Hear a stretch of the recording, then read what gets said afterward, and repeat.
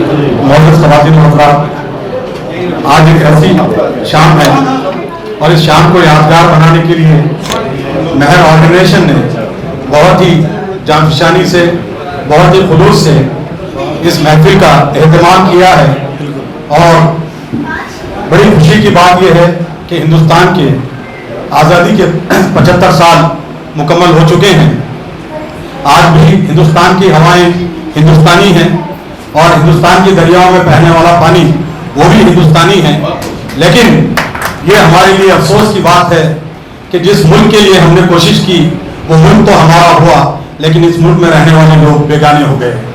उसी पैगाम को, उसी मोहब्बत के पैगाम को आम करने के लिए यहाँ पे ऐसी हस्तियों की औलादें यहाँ पे आई हैं जिन्होंने इस मुल्क को, हिंदुस्तान को हिंदुस्तान बनाने में अपनी जान की कुर्बानियाँ दी और इस मुल्क के आदर्श को कायम रखने के लिए उन्होंने अपनी औलादों की परवाह नहीं की, अपनी बीवी बच्चों की परवाह नहीं की, बल्कि अपनी जानों की अजीम कुर्बानियों के जरिए से इस हिंदुस्तान को एक अजीम पैगाम दिया कि इस मुल्क में खा वो कोई भी मजहब का रहता हो, उसकी बराबर उसकी इज्जत की जाएगी, एहतराम किया जाएगा।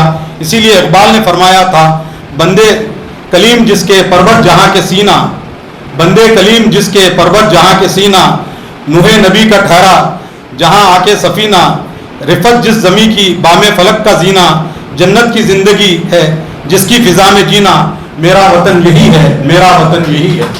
हज़रात गिरामी, ये हमारे लिए हैदराबादियों के लिए ख़ास तौर पे, क्योंकि हैदराबाद की सरजमीन भी एक इनकलाबी सरजमीन रही है। लोग उमूमन ये समझते हैं कि निज़ाम के दौरे हुकूमत में आज़ादी की तहरीक को और आज़ादी के जद्दोजहद को यहाँ पे हम लोगों ने आगे नहीं बढ़ाया। लेकिन अगर जो तारीख से शगफ रखता है और तारीख को जानता है, वो ये चीज़ बराबर अच्छी तरीके से जानता है कि तुर्रेबाज खान और अलाउद्दीन ने रेसिडेंसी पर हमला कर इस इलाके में भी आज़ादी की चिंगारियों को उसने हवा दी। मैं इस प्रोग्राम को आगे बढ़ाने से पहले इस प्रोग्राम के रूहे रवा और मेहर ऑर्गेनाइजेशन के फाउंडर सेक्रेटरी जनाब मोहम्मद अफान कादरी साहब, लायन मोहम्मद अफान कादरी साहब से अदबन गुजारिश करता हूँ कि डायस पे तशरीफ लाएं और इस प्रोग्राम की सदारत करें। दो नाम हैदराबाद खास तौर पे पुराने शहर के लिए बहुत ही अहम है। जहाँ पे भी मैं सोशल मीडिया पे हो या फिर अखबारों में जहाँ पे भी बिला मजहब व मिल्लत सोशल वर्क का काम देखता हूँ, तो वो न्यूज़ पढ़ने से पहले मुझे दो नाम, मैं न्यूज़ पढ़े बगैर ही वो नाम को समझ जाता हूँ कि दो नाम आने वाले हैं, एक मोहम्मद फारूक आलम साहब और दूसरा मोहम्मद अफान कादरी। ये हैदराबाद की ऐसी नुमाइंदा शख्सियत हैं कि इनके बगैर पुराने शहर बल्कि हैदराबाद की तहजीबी रिवायत की तकमील ही मुकम्मल नहीं होगी। मैं जनाब मोहम्मद फारूक साहब से, जो सैयद फौज खामोशी ट्रस्ट के सेक्रेटरी हैं, उनसे अदबन गुजारिश करता हूँ कि डायस पर तशरीफ लाएं। जनाब मोहम्मद फारूक साहब, अब ये हमारे लिए बहुत ही एजाज की बात है, जिन लोगों ने हिंदुस्तान को हिंदुस्तान बनाया और इस मुल्क को आज़ाद करने में न सिर्फ अपनी जानों की कुर्बानी दी, और अगर आज मैं समझता हूं कि कोई अगर हिंदुस्तान देखना चाहता है और वो हिंदुस्तान की रिवायतों को देखना चाहता है, तो यहाँ पर जो मौजूद है शहीद अशफाकुल्लाह खान साहब के फर्जंद, उनके बेटे, उनके पोते यहाँ पे मौजूद हैं, और जनाब किरणजीत सिंह साहब जो शहीद आजम भगत सिंह साहब के, वो भी उनके बेटे के जो परपोते हैं वो भी यहीं पे मौजूद हैं। इसके अलावा निव्यू है, उनके भतीजे हैं, और अनुज थापड़ साहब, जनाब राहुल इंकलाब साहब और खालिद खान खिलजी साहब, ये ऐसी नुमाइंदा शख्सियात हैं कि इनको देखकर हमको जो 100 साल पुराना भारत है, वो भारत के जो आदर्श हैं, वो भारत की जो रिवायत हैं, इनको देखकर फिर हमको एक प्रेरणा मिलती है, एक इंस्पिरेशन मिलता है कि हिंदुस्तान को फिर हमको किस सिमत में लेके जाने की जरूरत है। देखिए, हर वक्त में कुछ ना कुछ खराबी रहती है, लेकिन जब तक ऐसे लोग मौजूद रहेंगे ये मुल्क रहेगा, इसमें किसी की मेरी नजर नहीं पड़ सकती। ये इनके आपस का दोस्ताना, इनके बड़े असलाफ ने, अजदाद ने जो मोहब्बतों की दाग में डाली थी, उस पर इन्होंने एक बहुत ही अजीमुशान इमारत मोहब्बतों की कायम की है। मैं अब अदबन जनाब खालिद खान खिलजी साहब से, जो कि ग्रेट ग्रैंडसन हैं, पड़पोते हैं शहीद सादत खान साहब के, जो कि गदर का जो रिवोल्ट था उसमें इन्होंने शहादत हासिल की थी। मैं आपसे अदबन गुजारिश करता हूं कि डायस पर तशरीफ लाएं जनाब खालिद खान खिलजी साहब। और अशफाकुल्लाह खान शहीद का नाम, यहाँ पे जितने भी नाम हैं, ये नाम ये हमारे लिए अजनबी नहीं है। ये नाम बहुत ही अजमत वाले नाम हैं और ये बहुत ही बड़े नाम हैं। मैं जनाब अशफाकुल्लाह खान शहीद साहब के जो पोते हैं, मैं उनसे, उनका भी नाम जनाब अशफाकुल्लाह खान शहीद है, जो अपने दादा के बराबर हैं और दादा की सिफात भी इनके अंदर है। वो डायस से तशरीफ ला चुके हैं, आपका तहे दिल से इस्तकबाल किया जाता है। जनाब किरणजीत सिंह साहब, जो कि भतीजे हैं शहीद आलम भगत सिंह के, और भगत सिंह का एक तस्वुर आते एक इनकलाबी रूह हर इंसान के अंदर जाग जाती है। मैं आपसे गुजारिश करता हूँ डायस से तशरीफ लाएं। जनाब अनुज थापर साहब, जो पोते हैं अमर शहीद सुखदेव साहब के, जो कि सुखदेव साहब भी जो थे भगत सिंह के खास दोस्तों में से थे और दोनों ने एक साथ अपनी जान की कुर्बानी दी और इस मुल्क में आजादी के परचम को लहराया। जनाब राहुल इनकलाबी साहब से मैं गुजारिश करता हूं कि वो भी डायस पर तशरीफ लाएं। मैं अब आप लोगों के दरमियान में हायल हुए बगैर बिल्कुल छोटा सा एक तारुफ मेहर ऑर्गेनाइजेशन का आपके सामने रखने की कोशिश करूंगा। मेहर का लफ्ज़ तो हम समझते हैं, मेहर कहते हैं वफा को, मेहर कहते हैं मोहब्बत को, और ये मोहब्बत और ये वफा अफान कादरी में अपनी वालदा की तरफ से आई है। उन्हीं के नाम पे, उन्हीं के मरने के 2 दिन के बाद उन्होंने इस फाउंडेशन की नागबेल डाली और अल्हम्दुलिल्लाह ये फाउंडेशन तेलंगाना के लिए अब मारूफ है, कोई मोहताज तारुफ नहीं है, ये बड़ा ही मारूफ नाम है। मैं जनाब अफान कादरी साहब को हदिया मुबारकबाद पेश करता हूँ कि ये एक अजीम काम को आप लेके आगे बढ़ रहे हैं और ख़ास तौर पे हम हैदराबादियों के लिए आज एक ये शाम और ये रात हमारे लिए बहुत ही अहम है, क्योंकि बड़ी ही अजीम शख्सियत की नुमाइंदा उनकी नस्ल यहाँ पे आई है। ये हमारे लिए फख्र की बात है कि हमसे जो बन पड़ा हम आपकी खिदमत में पेश करते हैं। देखिए, अगर कोई बड़ा बादशाह होता तो हीरे जवाहरात या फिर सोने के अंबार लगा देता, लेकिन हम हिंदुस्तानी गरीब हैं और हमारे पास 2 हाथ हैं जिसको हम उठाकर आपके लिए दुआ करते हैं कि आपने आपकी नस्लों में भी ये हिंदुस्तानियत बाकी रहे और आपकी जो रिवायात आपके बाप दादा ने डाली थी उसी रिवायतों के चिराग आप हमेशा जलाते रहें। मैं मेहर ऑर्गेनाइजेशन का एक छोटा सा तारुफ ये है कि ये हर मोहताज के लिए काम करता है और हर जिसका कोई सहारा नहीं होता उसके लिए सहारा बनकर खड़े हो जाते हैं। इसमें गौस खामोशी ट्रस्ट के हमारे फारूक भाई ये कैदियों को खाना पहुंचाना, ये बीमारों को खाना पहुंचाना, लॉकडाउन में इनका चूल्हा लगातार सुबह से रात तक जलता रहा और ये पूरे शहर में अपनी तरफ से खाना बनाकर बांटते रहते थे और काम करने वाले लोगों की यहाँ पे किल्लत थी। मैं ये भी हालात देखा हूँ कि ये लोग खुद अपने तौर पर थैले लगा लेते अपनी गाड़ियों पे और लेके खाने के लिए निकलते। यही इसके अलावा तालीमी इनकी जो सरगर्मियां हैं, स्पोर्ट्स की जो सरगर्मियां हैं, सबसे अहम तारुफ इनका ये है कि ये इंसान को इंसान समझते हैं और इन्होंने इंसान को हिंदू मुस्लिम सिख ईसाई में नहीं बांटा। ये सबसे बड़ी इनकी अजमत वाला काम है और ये सबसे बड़ी अजमत की चीज है कि कोई इंसान को इंसान समझ ले। मेहर ऑर्गेनाइजेशन का यही काम है। अब इस प्रोग्राम में थोड़ा सा फेलिसिटेशन का जो काम है वो अंजाम दिया जाएगा, क्योंकि ये हमारे लिए एजाज है, ये आपके लिए हम एजाज नहीं दे रहे हैं, ये हम हैदराबादियों के लिए एजाज है कि हम आपकी खिदमत में छोटा सा एक हकीम सा तोहफा पेश कर रहे हैं। ये हमारी ये मोहब्बतें हैं जिसको हम पेश करना चाहते हैं। उससे पहले मैं ये तमाम ऑडियंस का भी ये डिमांड रहेगा, मुतालबा रहेगा कि जो बड़ी शख्सियात की और उनकी नस्लों की तर्जुमानी करने वाले लोग यहाँ पे मौजूद है, तो ये इस हिंदुस्तान में बसने वाले लोगों के लिए, क्योंकि भगत सिंह ने कभी भी अपने आप को सरदार भगत सिंह नहीं कहा, बल्कि एक इंडियन के तौर पर, हिंदुस्तानी के तौर पर अपने आप को पेश किया। आप देखेंगे राम प्रसाद बिस्मिल जो कट्टर आर्य समाजी थे, और आर्य समाजियों के बारे में ये बात मशहूर थी कि वो जो शुद्धिकरण वाला जो मामला होता है वो मुसलमानों को फिर हिंदू बनाने के लिए, लेकिन ये दोनों की जो दोस्ती देखेंगे हम, राम प्रसाद बिस्मिल की और अशफाकुल्लाह खान शहीद की, तो ये तमाम जो तासुब है हम इनको भूल जाते हैं कि वो दोनों एक ही प्लेट में खाना खाते हैं। और शुद्धि के बारे में लोगों ने कहा अशफाकुल्लाह खान शहीद को, राम प्रसाद बिस्मिल तुम शुद्धि क्यों नहीं करते उसकी?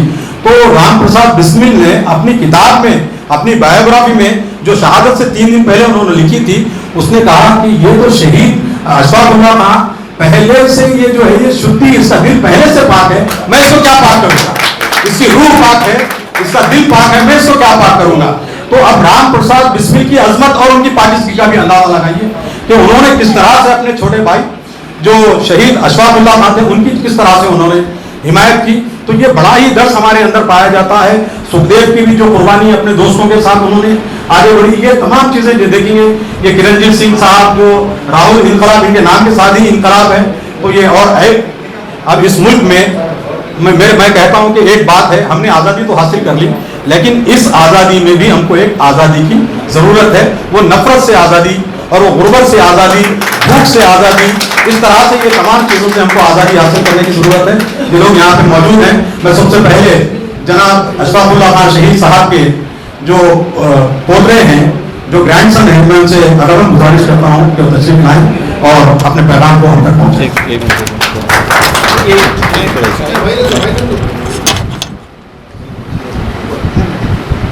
शुक्रिया जनाब। आज के इस बहुत कम वक्त में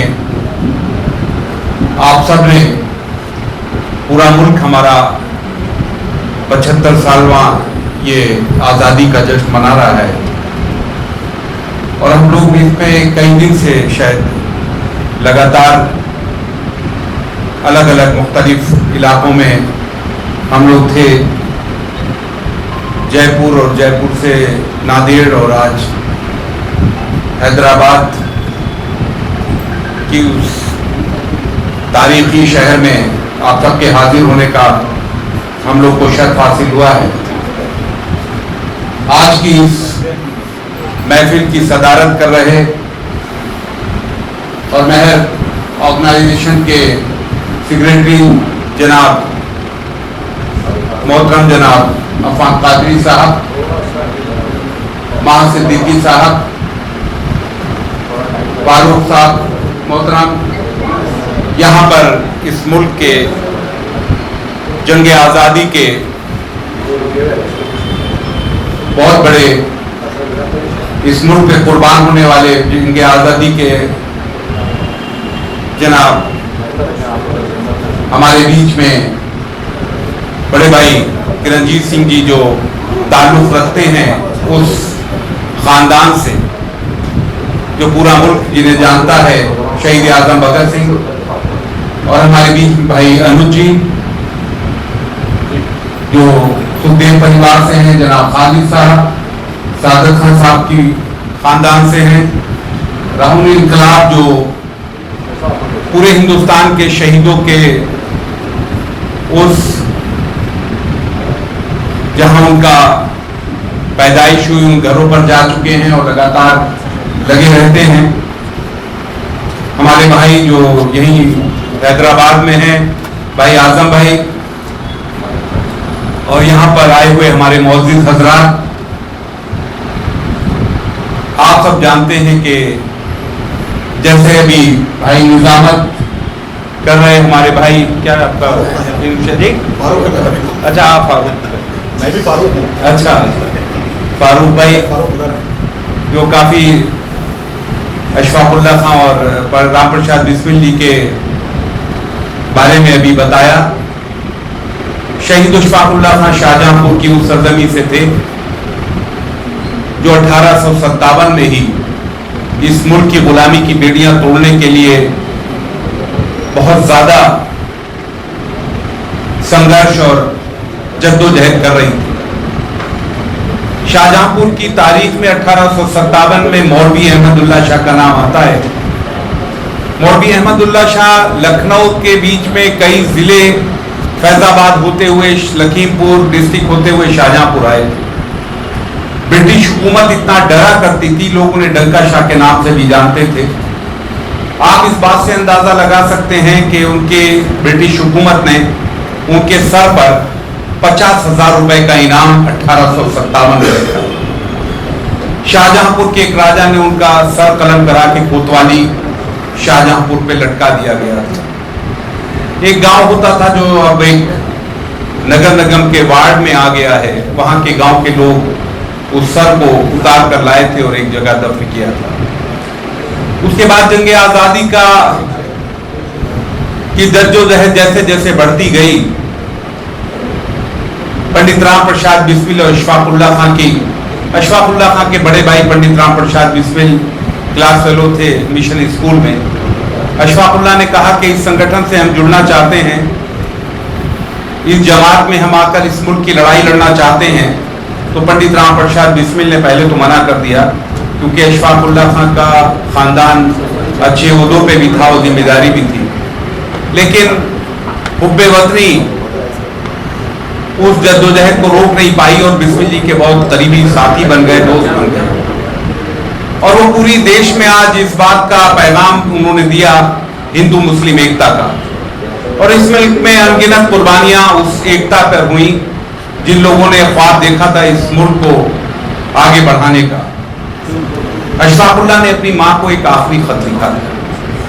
19 दिसंबर 1927 को उनको फैजाबाद जेल में फांसी होना थी। क्या है दुखिया मां, आपको मेरा सलाम अर्ज हो। और आपके लिए बड़े दुख और तकलीफ की बात है कि आपका 27 साल का बेटा फांसी के फंदे पर आप सबको रुखसत कहकर आप इस दुनिया से फानी हो जाएगा, दूसरी दुनिया में जाएगा। और आपके लिए बड़े दुख और तकलीफ की बात है। लेकिन मैंने सुना है कि जब खुदा ने मुझे आपकी गोद में दिया था, मेरी पैदाइश हुई थी, लोग आपको मुबारकबाद देते थे और आप ये कहा करती थी कि ये अल्लाह ताला की अमानत है जिसने मुझे दी है। अगर मैं अल्लाह की अमानत था और वो अमानत इस मुल्क के लिए मांग रहा है, तो आपको अमानत में खयानत नहीं करना चाहिए और इस मुल्क पर सौंप देना चाहिए। ऐसे लोग जिन्होंने ख्वाब देखा था इस मुल्क की आज़ादी का, अशफाकुल्लाह खां शायर भी थे। फैजाबाद में फांसी होना थी तो उन्होंने लिखा कि तंग आकर हम भी उनके जुल्म बेदाग से चल दिए सुए दम जिंदाने फैजाबाद से।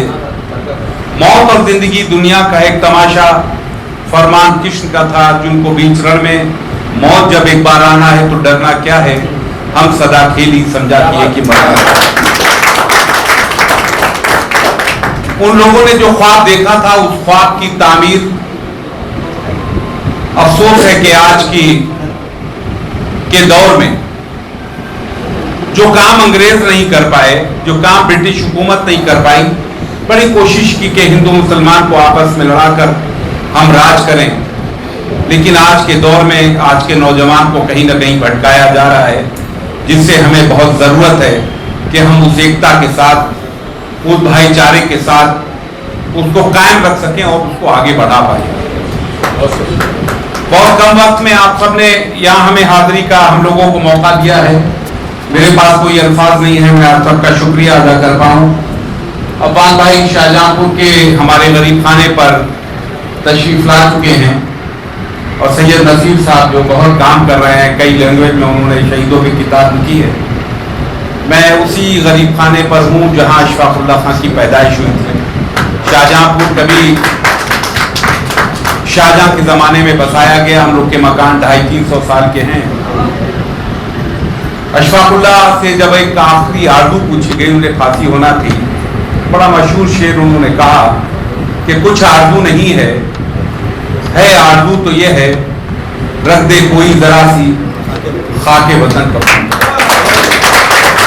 हमारे मुल्क में रेशमी रुमाल तहरीक हो, हमारे बहुत उलमाओं ने सबने मिलकर ये मुल्क आज़ाद कराया है।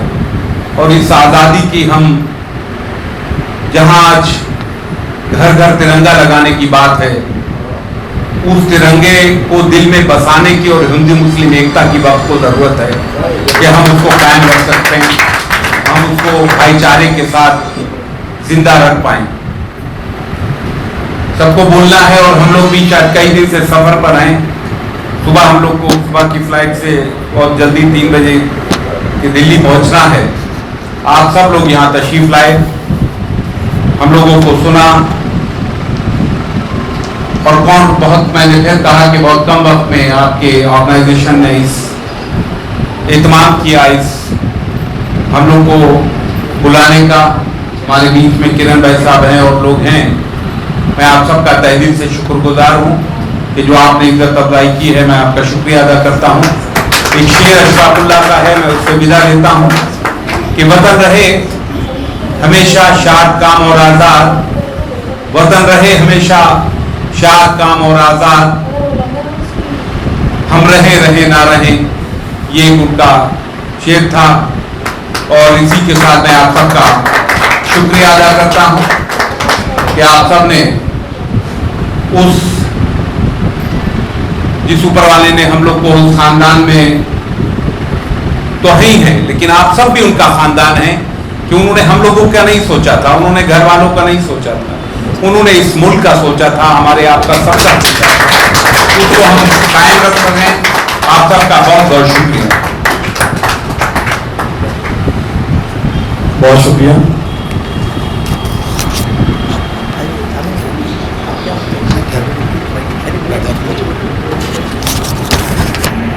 अभी आपके सामने जनाब अशफाकुल्लाह खान शहीद साहब के ग्रैंडसन जनाब अशफाकुल्लाह खान शहीद मुखातिब थे और आपकी घनघड़न से और आपकी तकरीर से हमको ये एहसास हुआ कि अशफाकुल्लाह खान शहीद आज भी हमारे दरमियान में है और वो उनसे क़यामत तक इस हिंदुस्तान की सरजमीन में गूंजता रहेगा। अब मैं जनाब मोहतरम खालिद खान खिलजी साहब से गुजारिश करता हूँ कि वो तशरीफ लाएं और अपने ख्याल के साथ फरमाएं। अस्सलाम वालेकुम। जनाब फारूक साहब, अफान साहब और मंच पर आसीन सब मेरे साथ माननीय और सम्मानीय जिन्होंने देश की आज़ादी, देश की कुर्बानी के लिए अपनी शहादत दी, उनके वंशज यहाँ मौजूद हैं। मैं सबका बहुत बहुत आभारी हूँ और तहे दिल से शुक्रिया अदा करता हूँ कि इस वक्त मुल्क में जगह जगह पर जाकर उस शहादत को फिर से जिंदा करने की कोशिश की जा रही है। जिस तरह से आज हम जगह जगह तिरंगा की बात कर रहे हैं, मैं 1857 में आपको लेके जा रहा हूँ, जहाँ से लेकर 1947 तक घर घर क्रांतिकारी मिलेगा अगर आप ढूंढने जाएंगे तो। हम उंगलियों पे आज नाम गिनते हैं कि शहीद कौन हुआ, क्या नहीं हुआ। जब हम किताबों को उठाकर देखते हैं और अपने तारीख की तरफ नज़र डालते हैं तो मुझे लगता है कि एक पेड़ की पत्तियां भी शायद कम पड़ जाती हैं। और थक गए थे अंग्रेज फांसी देकर और इस कौम से हार मान ली उन्होंने कि हिंदुस्तानियों से नहीं जीता जा सकता। और यही वजह रही कि 1857 की जो चिंगारी थी, अंग्रेजों को लगा था कि शायद बुझ जाएगी, शोला था, लेकिन जो हवा चली है और अशफाकुल्लाह खान और भगत सिंह उनके साथियों ने जो हवा को जो शोला बनाया है, तो अंग्रेजों को फिर लगा कि नहीं, हिंदुस्तान की ज़मीन को हमें छोड़कर जाना पड़ेगा। मैं शहीद सादत खान के ख़ानदान से आता हूँ और ये ख़ानदान, आज हम कहते हैं कि ज़रूरत किसको पड़ती है क्रांति करने की। मजलूम क्रांति करता है अपनी भूख के लिए, जालिम के जुल्म के खिलाफ क्रांति होती है। क्रांति की बहुत सारी वेराइटीज़ हैं। सादत खान को कोई ज़रूरत नहीं थी, कोई ज़रूरत नहीं थी। एक ऐसे ख़ानदान से आते थे, नवाबों का भी ख़ानदान रहा, उनका सुल्तानों का भी ख़ानदान रहा, आपस में काफ़ी जंगें हुई, अकबर का अटैक हुआ, मालवा की हुकूमत ख़त्म हो गई, सहारनपुर जाके बस गए। लेकिन उन्होंने अपने उस चीज़ को नहीं छोड़ा और लगातार सिपाही तैयार करते रहे और देश के जो मुख्तलिफ राजा महाराजा थे और वहाँ उनके ऑफिसर्स, उनके जो योद्धा थे, वो सब जगहों पर उनके एम्प्लॉय करते थे। इसका फ़ायदा मिला उनको 1857 में, जिस वक्त उन्होंने क्रांति का सोचा। अंग्रेज़ों के जुल्म के आगे जो जालिम का जुल्म था, अंग्रेज़ों का जुल्म नहीं बोलूँगा मैं, क्योंकि उसके पहले भी काफ़ी रियासतें हुई हैं, उनकी आपस में जो लड़ाइयाँ होती थी वो ज़मीन को वसी करने के लिए होती थी, उनकी हुकूमत को वसी करने के लिए होती थी। लेकिन यहाँ जालिम था, अंग्रेज जालिम था जो जुल्म करना चाहता था। वो हमारी नस्लों को ख़त्म करना चाहता था, हमारे इत्तेहाद को ख़त्म करना चाहता था। 1857 से पहले हमने कभी हिंदू मुसलमान नहीं देखा था। आप इतिहास की किताबें उठा के देखेंगे, आपको उसमें हिंदू मुसलमान नहीं देखेगा। वहाँ बादशाह दिखेगा, उसकी आवाम दिखेगी, और उसकी रियासत, उसकी सल्तनत, राजे रजवाड़े दिखेंगे, और उसमें सब दिखेंगे आपको। लेकिन 1857 में बीज बोया गया जातिवाद का, जिसको आज हम दरख्त बनते हुए देख रहे हैं। लेकिन पूरा यकीन है मुझे कि हम उस दरख्त को नस्ल नाबूद करेंगे इंशाअल्लाह। जो हमारी कौम आज आप देख रहे हैं ना, ये सितारे हैं, ये वो सितारे हैं जिन्होंने उस वक्त के जालिम को नस्ल नाबूद किया था, इस जमीन को छोड़ने के लिए मजबूर कर दिया था। आने वाला वक्त भी वही है। जालिम का जुल्म बर्दाश्त नहीं होगा किसी भी तरह से। हिंदुस्तान को बनाया है, बिखरने नहीं दिया जाएगा, और इंशाअल्लाह कोई बिखरने नहीं दिया जाएगा। जिस तरह से पहले भी 5 मुट्ठी साथ थी, जैसे जिस तरह से इकबाल ने कहा है ना, आप जिस शेर को कहा था उसको मैं कंप्लीट कर देता हूँ कि नानक ने जिस ज़मीन पर वहदत का गीत गाया, मेरा वतन वही है, मेरा वतन वही है। बाकी इस वतन को हम बना के रखेंगे, ऐसे बर्बाद नहीं होने देंगे। सादत खान साहब के बारे में बता दूं आपको कि ये होलकर रियासत में रिसालदार थे, काफ़ी बड़ी पोस्ट के ऊपर थे। लेकिन जब हुकूमत की ज़्यादतियाँ काफ़ी हुई तो आपने कर्नल ड्रोन के ख़िलाफ़ एक मुहिम चलाई। इस मुहिम के अंदर जो सोच थी वो ऑल ओवर इंडिया में पूरी सब जगहों पर एक सिपाही मूवमेंट को बनाना था। इसमें उनके साथ बहादुर शाह जफर और कानपुर से नाना साहब पेशवा भी थे। ये मूवमेंट काफ़ी सक्सेसफुल होती। प्लानिंग थी कि एक ही दिन में, एक ही वक्त में पूरे हिंदुस्तान में अंग्रेज़ों पर अटैक किया जाएगा और नस्ल नाबूद कर दिया जाएगा, अंग्रेज़ हुकूमत को यहाँ से उखाड़ के फेंका जाएगा। लेकिन बंगाल के बहरामपुर और बैरकपुर से ये शुरुआत हो गई थी, और नासिक होते होते, मेरठ होते होते इंदौर तक ये चिंगारी पहुँच चुकी थी। सादत खां के साथ में उनके साथी थे भागीरथ सलावत, वंश गोपाल, रहमान खां, आमिर खां, ऐसे काफ़ी साथियों को उन्होंने साथ लेकर एक अटैक किया वहाँ की रेसिडेंसी के ऊपर। और 2 बड़ी चीज़ वहाँ की उन्होंने।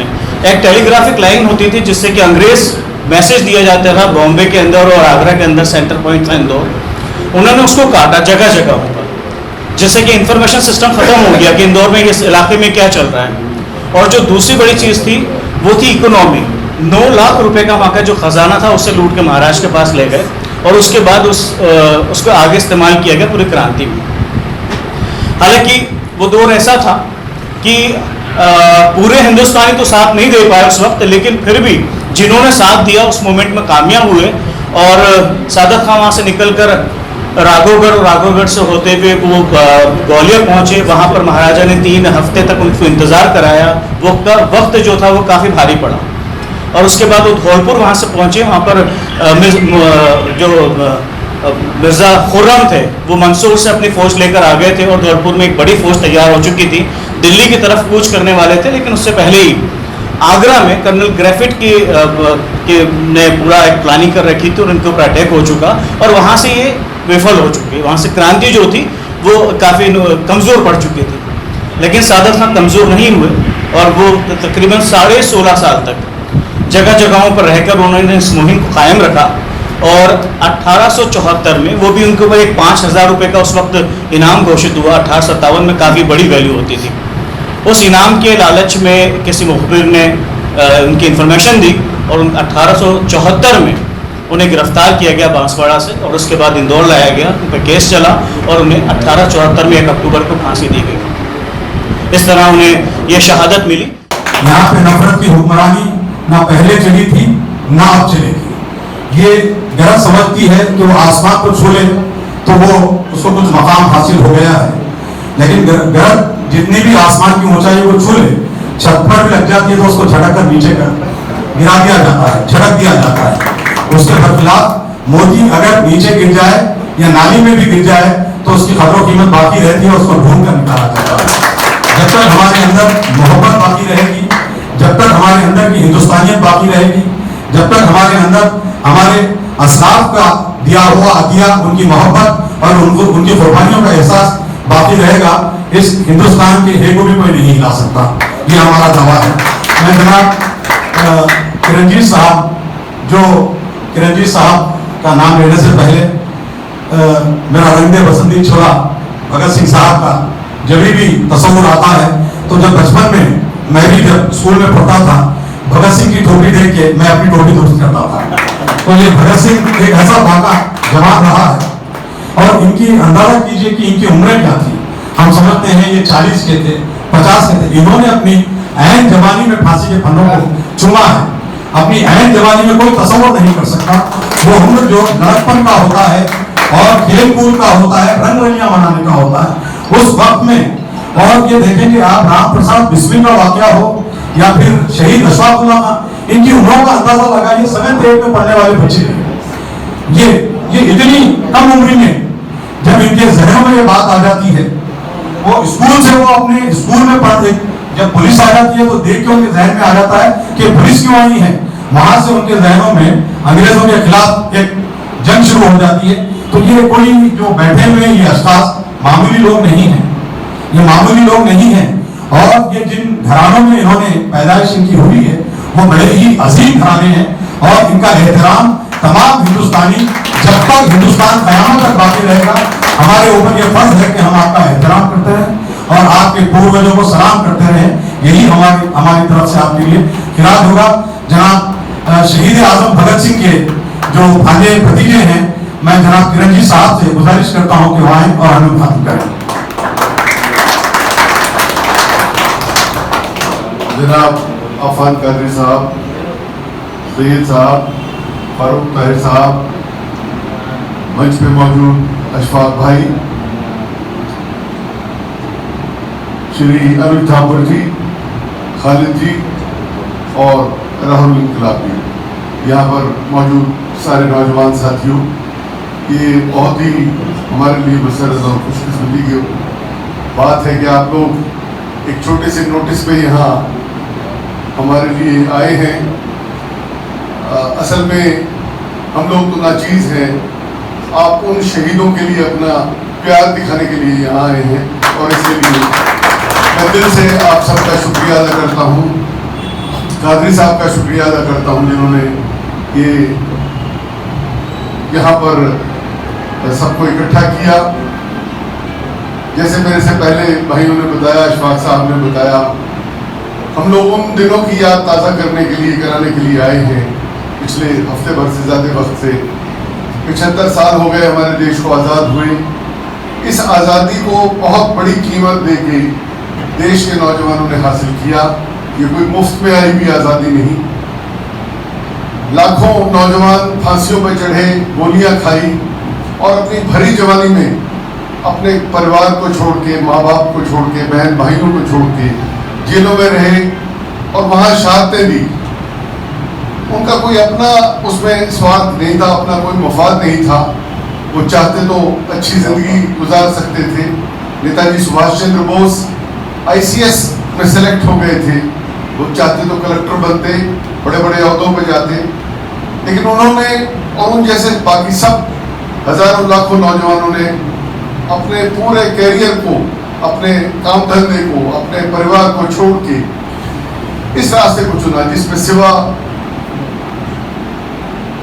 मुश्किलें सहने के, सिवा कुर्बानियां देने के और कुछ नहीं था। क्यों उन लोगों ने ये किया? मदन लाल ढींगरा, पंजाब के एक नौजवान जिनके बाप सिविल सर्जन थे, उन्होंने जालिम कर्जन वायली को गोली मारी इंग्लैंड जाके और फांसी पे चढ़े। शहीद उधम सिंह, एक नौजवान जिन्होंने देखा कि जालिम जनरल डायर ने बिना किसी बात के निहत्थे निर्दोष हिंदुस्तानियों को जलियांवाला बाग अमृतसर में गोली चला के शहीद कर दिया, हजारों आदमियों को। उसके खिलाफ उसके दिल में, उधम सिंह के दिल में आग जलती रही और 21 साल बाद लंदन में उन्होंने जाके उस पर गोली चलाई और उसकी मौत से उन सभी लोगों के खून का बदला लिया। खुदीराम बोस 18 साल की उम्र में बंगाल में शहीद हुए। करतार सिंह सराबा जो सरदार भगत सिंह के रोल मॉडल थे, जिनके नक्शे कदम पे वो चले, 19 साल के नौजवान जो इंजीनियरिंग पढ़ने के लिए अमेरिका गए थे, गदर पार्टी बना के हिंदू और मुसलमान सब इकट्ठे होके समुद्री जहाज से कलकत्ता आए और वहां से उन्होंने गदर के लिए और बगावत फैलाने के लिए काम किया, पकड़े गए और फांसी पर चढ़ा दिए गए। हंसते हंसते वो फांसी के फंदे पे गए और उन्होंने पंजाबी में कहा कि देश सेवा का रास्ता बहुत मुश्किल है और जिसने इस रास्ते पे कदम रखा उसने लाखों मुसीबतें उठाई हैं। मेरे खानदान की 3 पुश्तें, मेरे परदादा, मेरे दादा, उनके 2 छोटे भाई, मेरे वाले साहब के 2 चाचा और फिर मेरे ताऊ जी, मेरे पिताजी के बड़े भाई भगत सिंह, और उनके बाद मेरे वाले साहब, मेरे दूसरे चचा, ताऊ, बुआ, पूरा खानदान जेलों में गया। मतलब क्या हम लोगों ने हासिल करना था, सिर्फ इसलिए कि इस मुल्क की आने वाली नस्लें गुलामी के जो बदनुमा दाग है उसे उतार के फेंक सके, इज्जत के साथ दुनिया में खड़े होकर सांस ले सके, उसे बराबर तरक्की के हक हासिल हो, इस बात के लिए उन्होंने कुर्बानियां दी। भगत सिंह छोटे थे, जैसे भाई साहब ने कहा, वो जलियांवाला बाग के बाद चुपचाप वहां गए, वहां से शहीदों के खून से रंगी मिट्टी को लेके आए, उसे पूरा दिन वहां रहे। लाहौर मेरा खानदान रहता था, लाहौर और लालपुर में जमीन थी, वहां से वो 40 मील दूर अमृतसर आए और ये तहिया करके गए कि इस सरकार को जड़ों से उखाड़ के फेंक देंगे। बाद में उन्होंने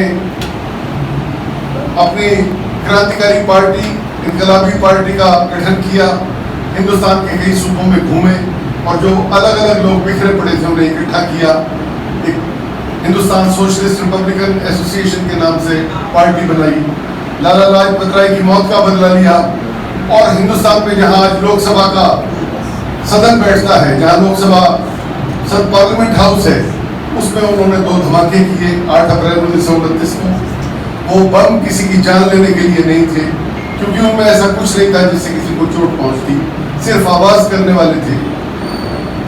और 2 बिल जो डिसअप्रूव कर दिए थे सेंट्रल असेंबली ने, उन्हें वो जब पास करने के लिए विशेष अधिकार से वायसराय ने घोषणा की तो उन्होंने वो धमाके किए। वो करोड़ों लोगों की जो दबे और कुचले थे, उनकी आवाज को बहरी सरकार के कानों तक पहुंचाने के लिए थे। उन्होंने वहां पे इनकलाब जिंदाबाद, साम्राज्यवाद मुर्दाबाद के नारे लगाए और अपने आप को गिरफ्तारी के लिए पेश किया।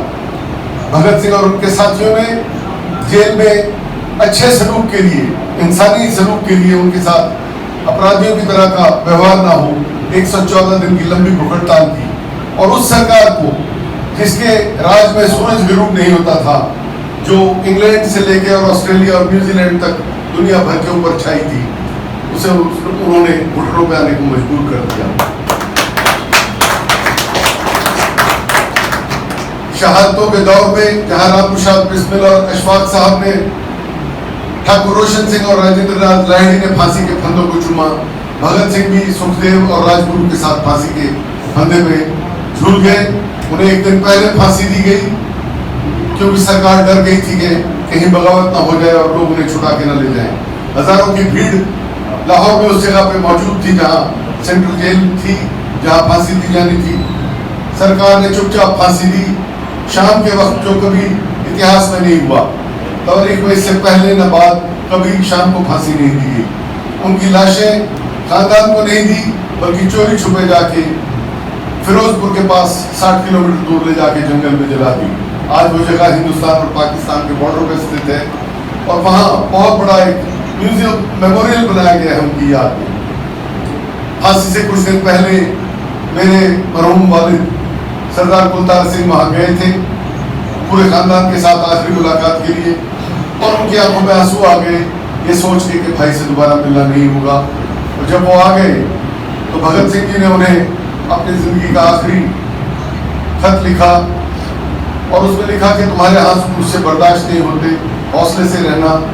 और फिर कुछ शेर लिखे, उसे फिक्र है हरदम नया तर्ज ज़फ़ा क्या है, अंग्रेजों के लिए कहा।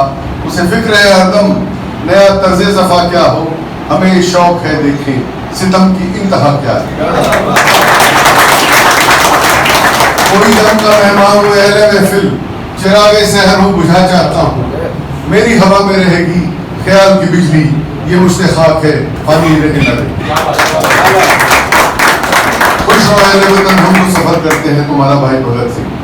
तो वो ये ऐसा समाज बनाना चाहते थे जिसमें अमीर बहुत ज्यादा अमीर ना हो गरीब ऐसा ना हो जिसे रोटी की मैसर ना हो।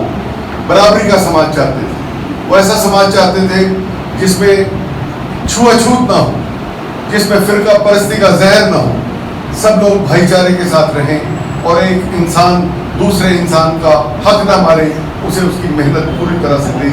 ऐसे समाज की, ऐसे देश की उन्होंने कल्पना की थी, ऐसा तस्वीर किया था। अफसोस की बात है कि इतने सालों में हम वो मुल्क कभी नहीं बना पाए और हमारे नौजवान पीढ़ी के कंधों पे ये बहुत बड़ी जिम्मेदारी है कि हम शहीदों के उन सपनों को जो एक सुनहरा हिंदुस्तान देखना चाहते थे, उन सपनों को, अशफाक साहब के सपने को, भगत सिंह राजगुरु, सुखदेव के सपने को पूरा करने के लिए आगे आए और इस देश की सेवा के लिए अपना सपना पूरा करें।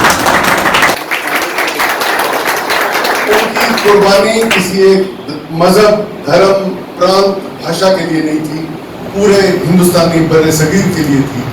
तो आइए हम आज अहद लें कि शहीदों के उन अधूरे सपनों को पूरा करेंगे, एक सुनहरा हिंदुस्तान बनाएंगे जिसमें भेदभाव ना हो, जिसमें गरीब को उसका हक मिले, जिसमें फिरका परस्ती ना हो। बहुत बहुत शुक्रिया। मैं भाई साहब को बहुत मुबारकबाद देना चाहूँगा कि ये बहुत सोसाइटी की भलाई के काम कर रहे हैं। मैं ऊपर वाले से दुआ करूँगा कि इन्हें और ताकत और बल दें ताकि ये सबके लिए मददगार साबित हो सके। बहुत बहुत शुक्रिया। जय हिंद। बहुत शुक्रिया सर। नेकी तो मनवाना नहीं पड़ता, नेकी का तारुफ खुद हो जाता है और नेकी अगर कोई तस्लीम भी ना करे तो नेकी ही रहेगी। और झूठ अगर हजारों की तादाद में भी बोला जाए तो झूठ ही होगा और सच अगर एक भी कहता है तो सच अपनी जगह पे सच ही रहेगा। भगत सिंह जिंदा है, अशफाकुल्लाह खान जिंदा है और उनके साथी सुखदेव, राम प्रसाद बिस्मिल और तमाम जो अपनी वतन के लिए कुर्बानी जिन्होंने पेश की है वो हमारे दिलों में जिंदा है और ये शम्मे हम आने वाली नस्लों में इसी तरीके से बिल्कुल अपनी एक अमानत के तौर पे उनके हाथों में सौंप कर जाएंगे और ये मोहब्बत की रिवायत ऐसी ही बाकी रहेगी। चमन में इख्तिलात रंगों से बात बनती है, हम हैं तो क्या हम हैं, तुम हो तो क्या तुम हो। सुखदेव साहब एक ऐसा नाम है, हम अक्सर क्या होता है कैप्टन का नाम तो ले लेते हैं लेकिन टीम के जो बाकी के जो खिलाड़ी होते हैं उनको हम फरामोश कर देते हैं। कैप्टन को कैप्टन उसके खिलाड़ी बनाते हैं। तो इसी तरह से हम जब देखेंगे कि सरदार भगत सिंह के साथ सुखदेव का नाम जिस तरह से चांद का नाम भी आ जाएगा तो सूरज अपने आप आ जाएगा, अगर सूरज का नाम लेंगे तो चांद अपने आप आ जाएगा। तो जहां पे सरदार भगत सिंह का नाम आएगा वहां पे सुखदेव का नाम अपने आप आ जाएगा, राजगुरु का नाम अपने आप आ जाएगा। ये ऐसी शख्सियतें हैं जिनको कोई हिंदुस्तानी नहीं भूल सकता। मैं जनाब अनुज ठाकुर साहब जो होते हैं शहीद सुखदेव साहब के, मैं उनसे अनवरत गुजारिश करता हूं कि तशरीफ लाएं। इनकलाब जिंदाबाद। आज दिल में एक चीज़ है, बोलना चाह रहा हूँ आपसे। मैंने इतने मंच पे हम लोग जा चुके हैं लेकिन आज यहाँ मैं आते ही बैठा हूँ, मुझे ऐसा लगा मैं अपने परिवार के बीच में आके बैठ गया। और मैं पीछे यहाँ पर नाम पड़ा मेहर, मैं तो अल्लाह से प्रार्थना करता हूँ कि सच में सिर्फ यहाँ के लिए नहीं, ये पूरे संसार के लिए खुदा की मेहरबानी। आप जो काम कर रहे हैं, मैं देख रहा था कि आप दहेज के खिलाफ भी आपने स्त्री हत्या जो हो रही है बच्चों की, उसके लिए आप काम करें। बहुत बड़ा उदाहरण है शिक्षा का। भगत सिंह सुखदेव की सोच क्या थी? यही सोच थी उनकी कि देश के अंदर वैचारिक क्रांति हो, तो आप तो वो कर ही रहे हैं। एक मैं समय की थोड़ी मर्यादा करूँगा क्योंकि इस समय देखिए, मैं जब बहुत छोटा था ना, मेरे दादाजी जैसे मथुरा दादू और जयदेव दादू साथ में बैठे होते थे, तो मैं एक बार डरता डरता इनके पास गया था। उस टाइम मुश्किल से आप लगाइए मेरी 7-8 साल की उम्र थी।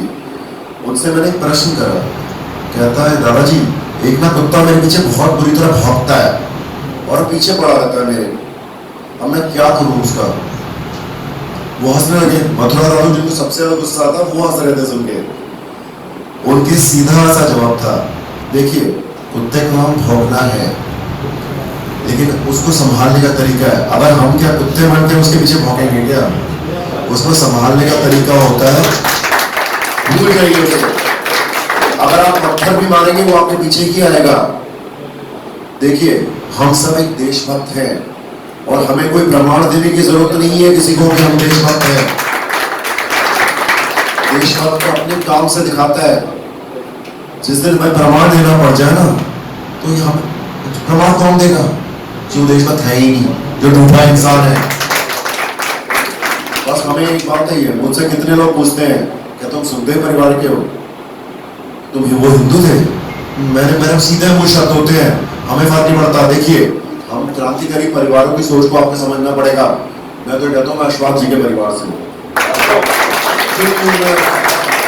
अगर कोई कहता है तो हिंदू, मैं नहीं, मैं मुस्लिम हूँ। बोलो यार, हम लोगों को एक गुना होगा, लेकिन कुत्ता जो भौंकता है ना, उसको पत्थर नहीं मानना, उसकी सुनोगे ही नहीं, अपने आप ही वो क्या होता है, कुत्ते को भौंक रहा है, अपने आप ही चुप हो जाएगा कुछ देर बाद। हम लोगों को एक होना है। बिल्कुल सही है, बिल्कुल सही शब्द कहा है अपने क्रांतिकारी परिवारों ने। हम लोगों को हाथ पकड़कर एक होना है।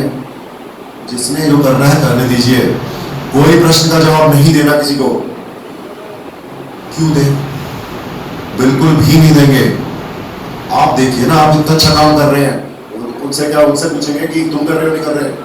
वो तो भौंकना है, वो कुछ कर रहा है नहीं, वो करता बढ़ता कुछ है नहीं। वो बस हमें अपना काम करना है। शिक्षा, हम तो ये कहते हैं शिक्षा को अपने जागृत कीजिए, शिक्षा बढ़ाएं, देश के बारे में सोचें, और जितना शिक्षित होंगे हम लोग देश के बारे में सोचेंगे, अपने आप हम देशभक्त हैं। हमें कुछ और करने की जरूरत नहीं है। चलिए, मैं आपका थोड़ा सा मैं खत्म करता हूँ। मैं हल्का, मेरी आदत है, हालांकि मेरी डांट पड़ती है हर बार हमारे बड़ों से माइक छोड़ के, क्योंकि मेरा परिवार है, मैं डांट खाने को तैयार हूँ।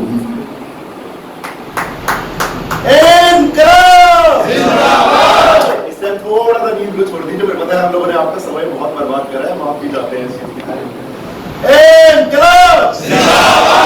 और यहाँ पर मौजूद जो मैंने देखा था म्यूजिक में, मैंने देखा है बहुत ही सुरीली आवाजें हैं, क्योंकि ये भी एक देशभक्ति है। देशभक्ति गीत गा रहे थे, मैंने देखा था यहाँ पर। हम लोग तो सच में डूब गए थे उसमें। बल्कि हम लोग तो चाहते हैं कि आप ये चीज का पालन कीजिए, बल्कि और अपने जैसे लोगों को सामने लाइए इस चीज में। जय हिंद। आप बोलने की जरूरत नहीं पड़ती, दिल से निकलता है। और जो बोलेगा तो हम नहीं बोलेंगे, वहां पर ड्रामा नहीं होने देंगे। बस जय हिंद। हम तमाम हैदराबादी बिलखुसूस आप तमाम का शुक्रिया अदा करते हैं कि आप हजरात यहाँ पर तशरीफ़ लाए और आपके जो असलाफ की जो अमानत थी वो हम तक पहुँचाई। थोड़ी सी तो बात हिस्टोरियंस को बनती ही है, हिस्टोरियंस, लेकिन तारीख का जो मामला है, तारीख उमूमन,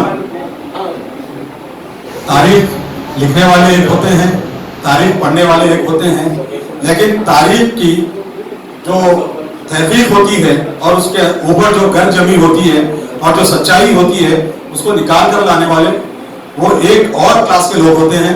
उसमें हमारे पास एक मारूफ हिस्टोरियन, रिसर्चर यहाँ पे मौजूद है, और आज ऐसे लोगों की सब जरूरत है कि ये दबे हुए मोती, ये दबे हुए खजाने ये वीरानों से निकाल के लाएं और हम तमाम हिंदुस्तानियों को आईना बताएं कि सच्चाई क्या है, सदाकत क्या है और अच्छाई क्या है, और दर हकीकत असल तारीख क्या है वो हमारे सामने पेश करें।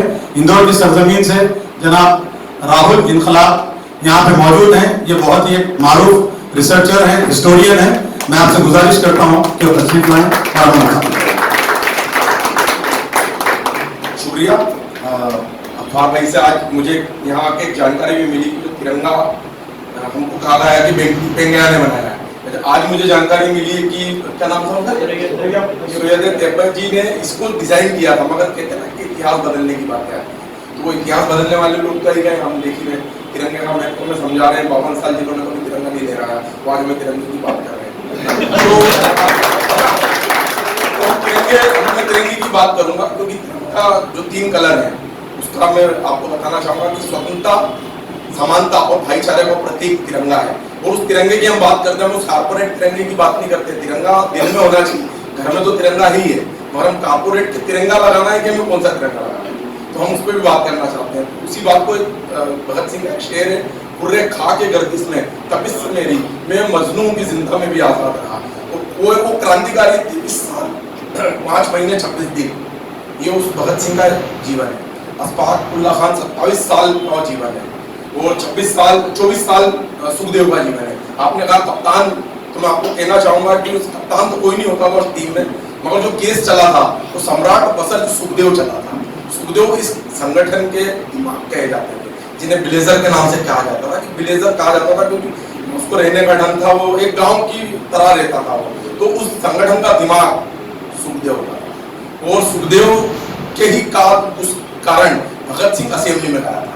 नहीं तो चंद्रशेखर आजाद ने विजय कुमार सिन्हा का नाम तय किया था कि विजय कुमार सिन्हा जाएंगे। फिर राजगुरु आ गए कि नहीं मैं भी जाऊंगा, क्योंकि क्या बलिदान भगत सिंह ही देगा। वो 13, 17, 18 साल के नौजवान थे उस समय, तो ये चर्चाएं होती थी।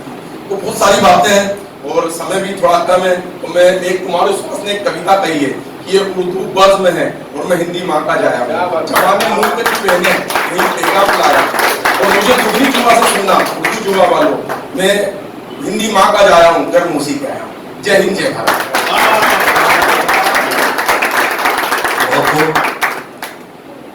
तमाम तकारीर के बाद एक छोटी सी खूबसूरत रस्म रहती है कि हम अपने मेहमानों का एजाज़ करें। मैं सबसे पहले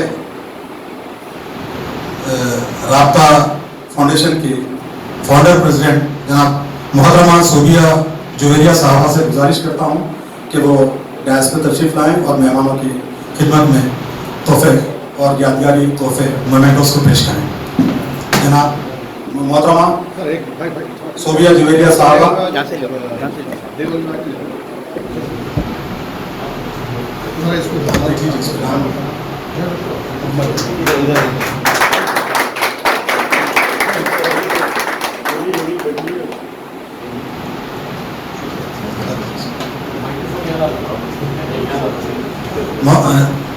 अनुज तापर साहब को पेश किया जाएगा मेमेंटो यादगारी तोहफा।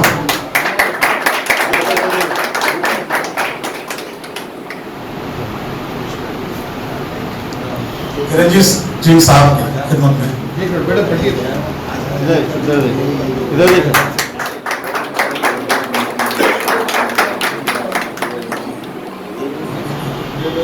खालिद खान केजी साहब की खिदमत में यादगारी तोहफा पेश किया जा रहा है।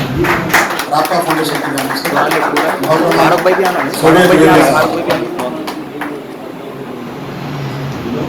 जनाब राहुल इनकलाब साहब की खिदमत में। इधर देखिए।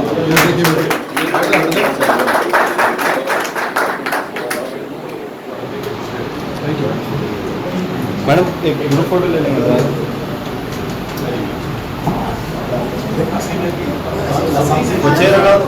चेयर हटा दो भाई, हटा दो राइट। थोड़ा सामने आइए, थोड़ा सामने जी बिल्कुल।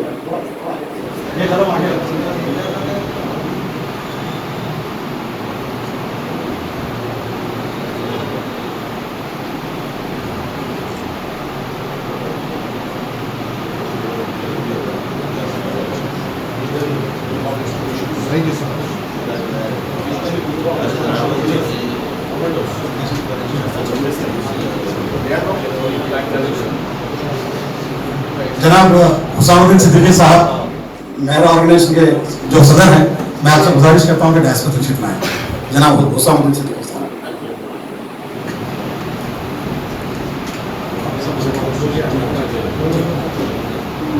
जनाब मोहम्मद फारूक साहब विजनरी ग्रुप ऑफ इंस्टीट्यूशन की जानिब से यादगारी तोहफे हमारे मेहमानों में तकसीम करेंगे। जनाब तापर साहब को सबसे पहले। फारूक भाई इधर देखिए, इधर देखिए, फारूक भाई इधर देखिए।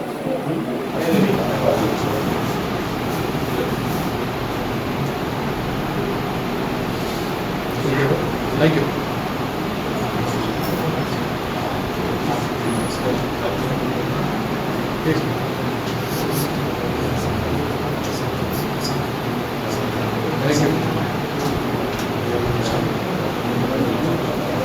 इधर आगे सदर साहब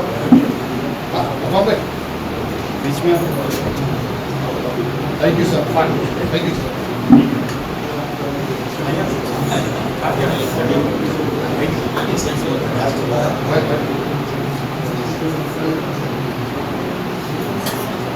थैंक यू सर।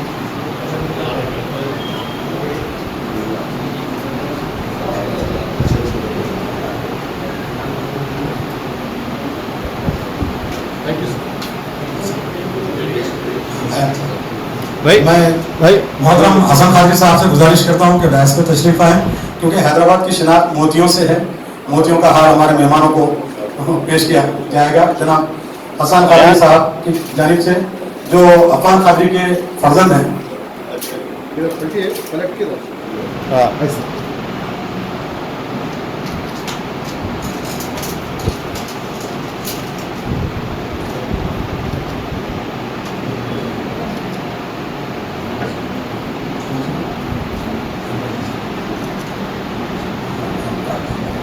यान थोड़ा सामने आन, थोड़ा सामने।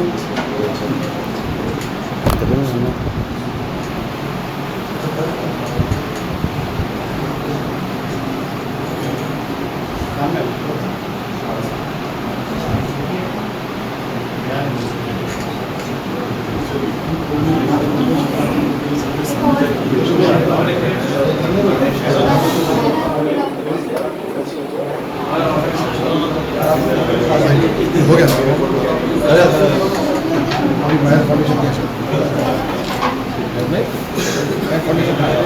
हैदराबाद की और एक रिवायत है कि हम अपने मेहमानों का इस्तकबाल और मेहमानों की जो इज़्ज़त अफजाई है वो फूलों के तोहफों के साथ करते हैं। जनाब मोहम्मद इमरान हुसैन साहब से मैं गुजारिश करता हूँ कि वो तशरीफ लाएं और मेहमानों की गुलपोशी करें।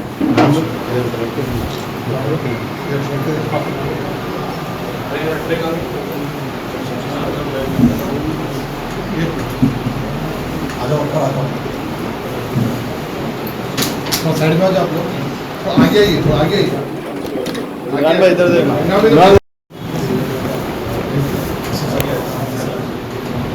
इधर देखो।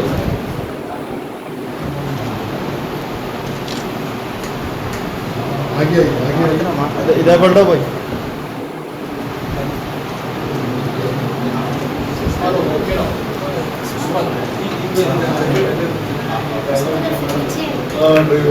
नहीं ऐसा एक साथ दियो।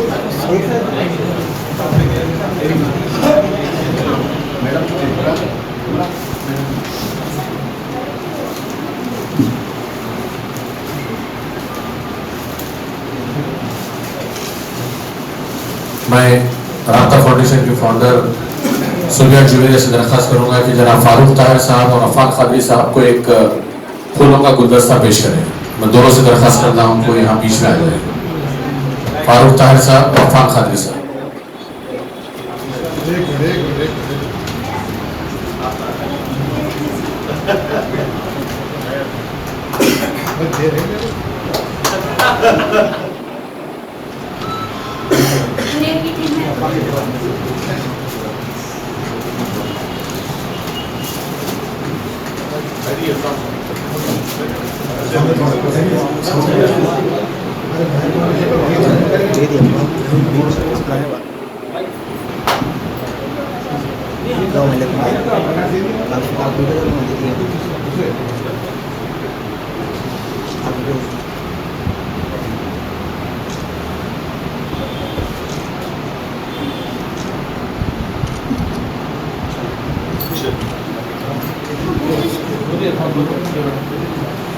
अब एक बहुत ही अहम चीज़ मैं जनाब मोहम्मद नसीरुद्दीन साहब के बारे में बात करना चाहूँगा।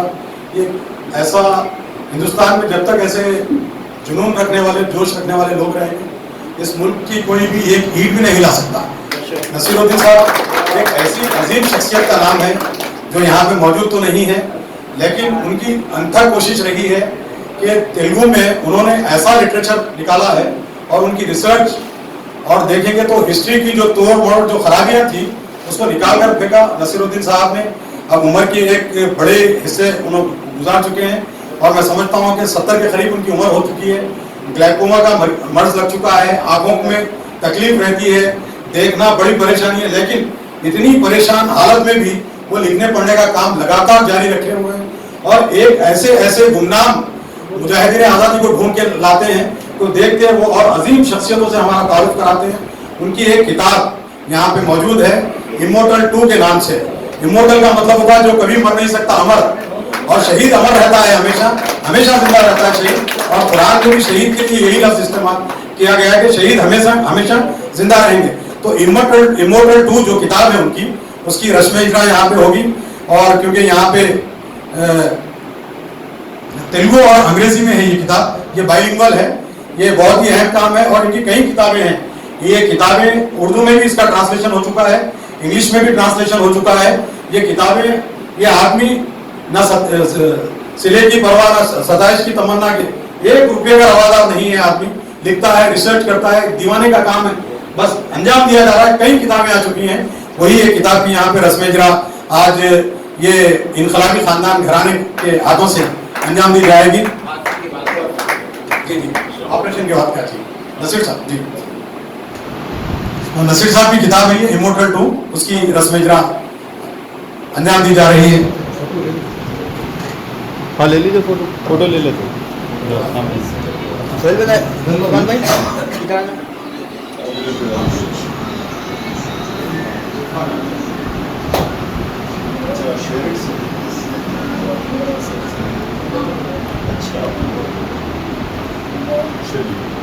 देखो नसीर साहब का नाम भी आया था। नहीं, उनका अंदर है, अंदर है।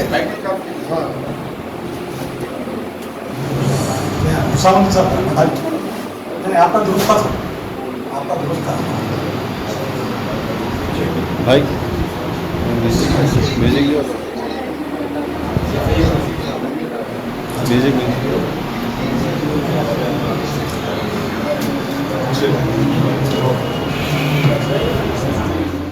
प्रोग्राम अपनी इख्तितामी मराहल में पहुंच चुका है।